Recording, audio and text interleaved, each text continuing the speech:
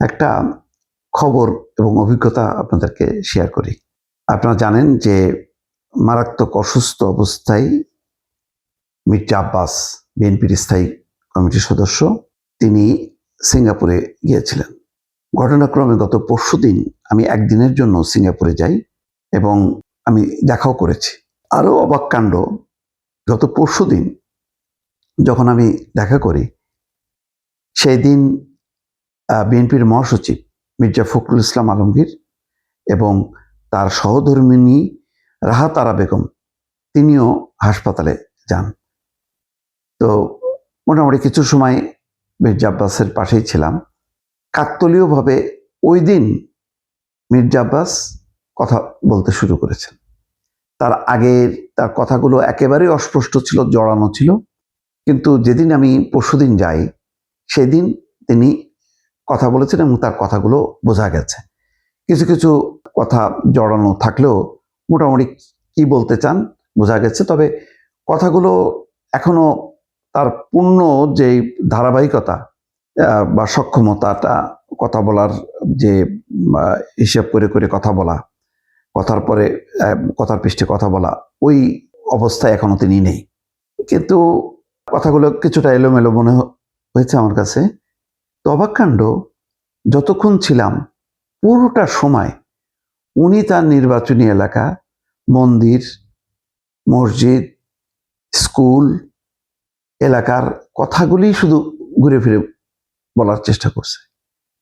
একটা মানুষ যে তার নিজের এলাকার প্রতি কতখানি নিবেদিত এবং তার নির্বাচনী এলাকার মানুষকে কতখানি ভালোবাসে, তার কথাবার্তার মধ্যে শুধু বারবার তার এলাকায় এক সময় যে হিন্দুদের অনুষ্ঠান হতো সেখানে সবাই পার্টিসিপেট করতো, মুসলমানদের অনুষ্ঠানে হিন্দুরা আসতো, সেই সম্প্রীতির কথা, সেই মন্দিরের কথা, এমনকি মির্জা ফখরুল ইসলাম আলমগীর যখন গেলেন সেখানে একটা মন্দিরের কথা বললো যে সেই মন্দিরে যাতে সহযোগিতা করা হয়।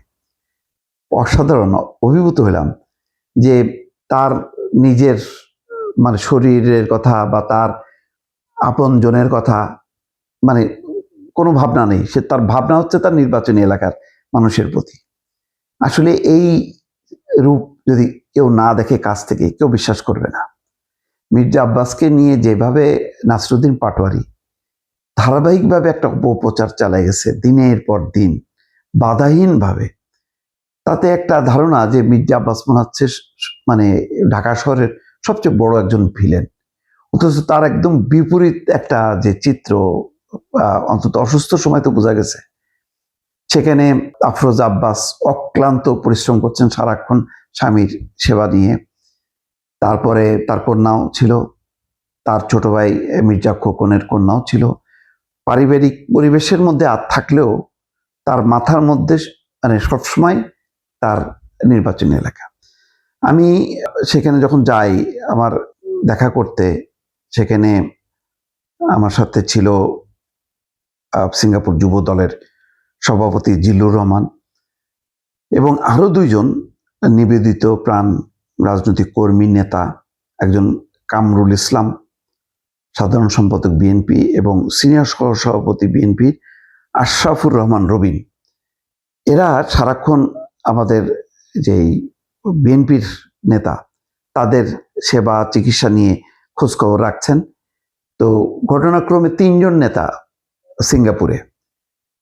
মির্জা আব্বাস তো দারুণভাবে অসুস্থ হয়ে শয্যাশায়ী, তবে অনেকটা তিনি মানে তার কথা বলার ক্ষমতা ফিরে পেয়েছেন। এখন অবশ্য তিনি লিকুইড খাবার নাক দিয়ে গ্রহণ করছেন। অন্যদিকে মির্জা ফখরুল ইসলাম আলমগীরের সহধর্মিণী তার স্ত্রী, তারও শারীরিক পরীক্ষার জন্য মির্জা ফখরুল ইসলাম আলমগীর দৌড়ঝাঁপ করছেন, সহযোগিতা করছেন আমাদের সেই সিঙ্গাপুরের বিএনপি নেতারা। তারা বারবার এইটাই করেন, আমাদের মানে বিএনপি নেতারা যখন যান তখন এই দৌড়ঝাঁপগুলি করেন। তারপরে নজরুল ইসলাম খান উপদেষ্টা, প্রধানমন্ত্রীর উপদেষ্টা, তিনিও কিন্তু অসুস্থ। ঘটনাক্রমে আমার হাতে সময় না থাকাতে ওনার সাথে আমি দেখা করতে পারিনি, কিন্তু তিনজন সিনিয়র নেতা সিঙ্গাপুরে এখন অবস্থান করছেন।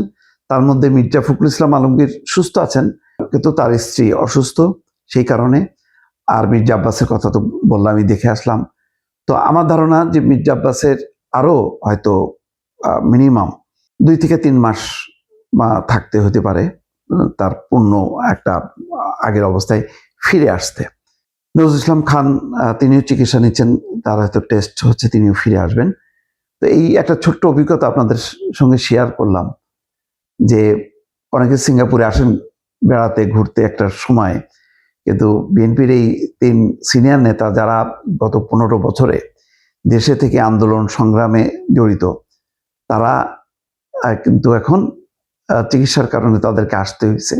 হয়তো যখন নাকি সরকার বিরোধী আন্দোলনের সময় যে ধরনের প্রয়োজনীয় চিকিৎসা তাদের দরকার ছিল তখন করাতে পারেননি, এখন সেই চিকিৎসাগুলো তারা করছেন। দর্শক, ছোট্ট একটা অভিজ্ঞতা আপনাদের সঙ্গে শেয়ার করলাম।